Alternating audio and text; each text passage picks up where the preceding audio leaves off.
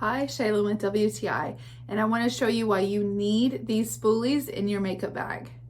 I love these little duo eyebrow brushes. They are a spoolie on one side and an angled brush on the other side. So multifunctional. I love this angled brush because it's soft and it's good for like a cleanup or even lining your eyes, your eyebrows, whatever you need. And the spoolie is nice and soft and it's just a little bit flexible.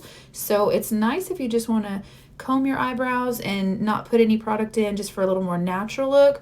Or even I've noticed combing out a little bit of mascara out of my eyelashes just to make sure they're nice and separated.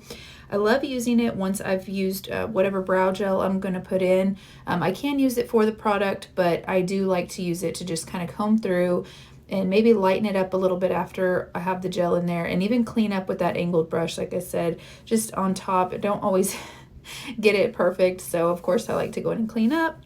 These are so easy to carry around. Just throw in your makeup bag, have them on hand. They're just a good quality.